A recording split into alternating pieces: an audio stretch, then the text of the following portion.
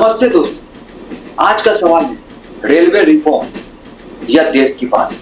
आज हम बात करेंगे एक ऐसे सेक्टर की जो सिर्फ लोगों को नहीं बल्कि पूरे देश को जोड़ता है। वो है इंडियन रेलवे। सदियों से ये हमारे जिंदगी का हिस्सा रहा है, कभी शान और शौकत की निशानी तो कभी आम आदमी का साथ। लेकिन क्या आपने कभी सोचा है पिछले कुछ सालों में इंडियन रेलवे कितनी बदल गई। जो सफर कभी घंटों का होता था वो अब तेजी से सिमट रहा है। तो स्टेशन कभी भीड़ भाड़ वाले होते थे वो अब मॉडर्न हब बन रहे। ये कोई छोटी बात नहीं। रिफॉर्म की रफ्तार क्या क्या है बदला, चलिए डिटेल में देखते हैं क्या क्या रिफॉर्म है और इनका असर क्या है। पहला, टिकटिंग और सुविधा। पहले टिकट मिलना मुश्किल था, तत्काल तो जैसे लॉटरी थी, लेकिन अब तत्काल बुकिंग का नया बदलाव है। जुलाई 2025 से सिर्फ वेरीफाई यूजर ही तत्काल टिकट बुक कर पाएंगे, आधार और digi locker OTP based authentication से। और दिसंबर 2025 तक नए पीआरएस सिस्टम आ रहे हैं जो मिनट में 1.5 लाख टिकट हैंडल करेगा। ये तो 5 टाइम ज्यादा है। सोचो कितनी आसानी होगी। वेटिंग लिस्ट कैप भी बढ़ाए गए। ये छोटे स्टेप नहीं, बड़े बदलाव है।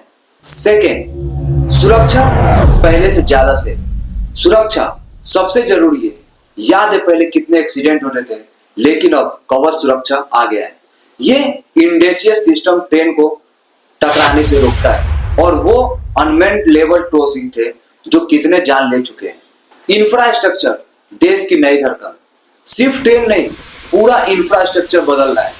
First, dedicated freight corridor.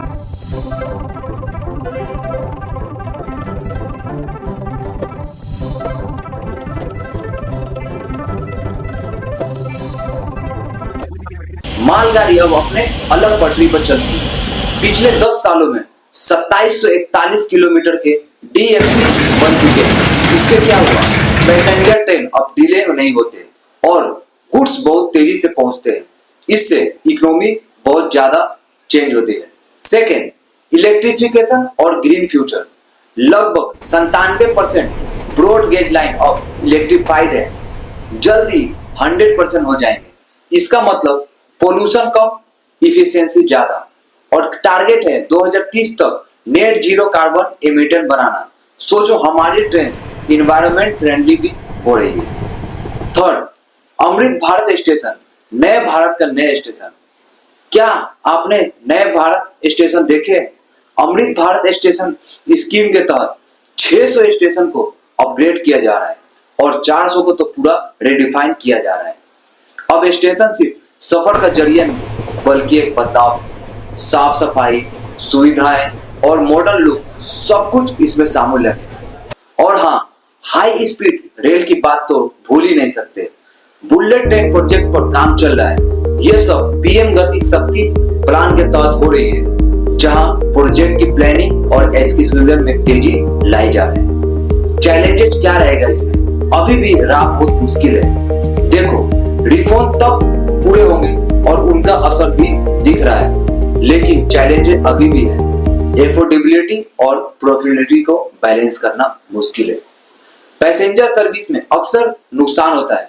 Network congestion अभी भी एक इशू है। और हाँ, फाइनेंशियल स्ट्रेन भी, क्योंकि सैलरी और पेंशन बिल बहुत हाई है। कुछ रिफॉर्म की स्पीड कम है, जैसे एक इंडिपेंडेंट रेगुलेशन बनाना, और ह्यूमन रिसोर्सेज एक बहुत बड़ा इशू है। Train controller. कुछ रिफॉर्म की स्पीड कम है, जैसे एक इंडिपेंडेंट रेगुलेटर बनाना। इंडियन रेलवे के रिफॉर्म एक तरफ बदलाव की लहर है तो दूसरी तरफ चुनौतियां का पहाड़। लेकिन एक बात तो तय है, इंडियन रेलवे सिर्फ एक ट्रांसपोर्ट सिस्टम नहीं, ये हमारा देश का प्रगति का रिफ्लेक्शन है। अगर ये रिफॉर्म सही तरीके से आगे बढ़ते रहते हैं तो वो दिन दूर नहीं जब हमारा रेलवे नेटवर्क दुनिया का सबसे बेहतर नेटवर्क में से एक माना जाएगा। आप क्या सोचते हैं?